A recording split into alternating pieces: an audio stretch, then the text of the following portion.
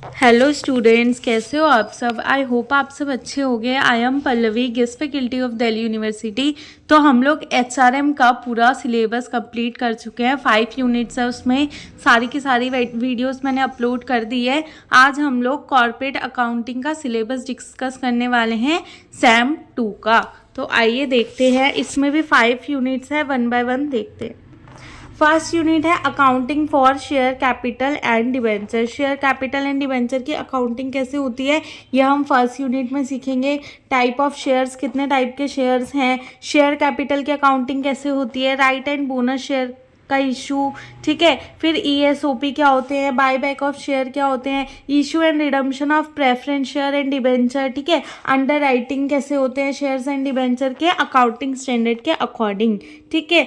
Second unit है हमारी financial statement of companies. इसमें क्या क्या चीज़ें हैं, फाइनेंशियल स्टेटमेंट बनाना कॉर्पोरेट आइडेंटिटीज़ का, उसमें 1% कंपनी का भी फाइनेंशियल स्टेटमेंट बनाना सीखोगे। उसके बाद स्टेटमेंट बनाना सीखते हैं किस चीज़ का, P&L account, balance sheet, equity and cash flow, okay. फिर क्या है, statement manually and using appropriate software. अलग अलग सॉफ्टवेयर यूज़ करके कैसे स्टेटमेंट बनते हैं अकाउंटिंग स्टैंडर्ड के अकॉर्डिंग। रेशियो कैसे इंटरप्रेट करते हैं, कैलकुलेशन कैसे होता है शेड्यूल 3 के अकॉर्डिंग, कंपनी एक्ट 2013 का। थर्ड यूनिट है valuation of intangible assets and share. Intangible assets जो होते हैं जिनको हम देख छू नहीं सकते, उनका वैल्यूएशन कैसे होता है, और शेयर्स का। तो valuation of intangible assets and share यहाँ पे सीखेंगे। वैल्यू एडिड स्टेटमेंट क्या होती है, इकोनॉमिक वैल्यू एडिड क्या होती है, market value added and share holder value added, ठीक है।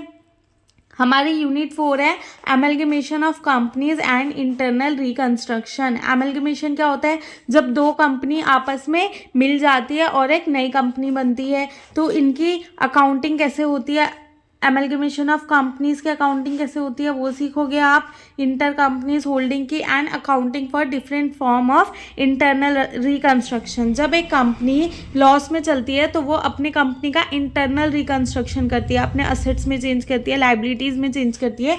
तो वो सारी चीज़ें हम यहाँ पे पढ़ेंगे। और 5th यूनिट है आपका कॉर्पोरेट फाइनेंशियल रिपोर्टिंग। इसमें क्या है कि ये होती क्या है, इसकी नीड्स क्या है, ऑब्जेक्टिव क्या है, एनुअल रिपोर्ट क्या होती है, ये डिफरेंट कैसे है फाइनेंशियल स्टेटमेंट से, ठीक है। फिर इसमें बोर्ड ऑफ डायरेक्टर की क्या क्या रिपोर्ट होती है, कंटेंट क्या होता है, XBRL रिपोर्टिंग क्या होती है, drafting of notes to account क्या होता है, सेगमेंट रिपोर्टिंग अकाउंटिंग स्टैंडर्ड 17 के अकॉर्डिंग पढ़ेंगे।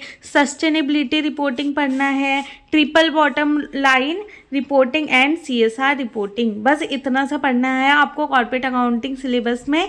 तो 1 बाय 1 हम इनकी वीडियोस लाएंगे और स्टार्ट करेंगे ये सब्जेक्ट भी, ठीक है। Thank you so much for watching this video. आप लोग वीडियो देखते हो और सब्सक्राइब नहीं करते तो please subscribe my channel. Thank you.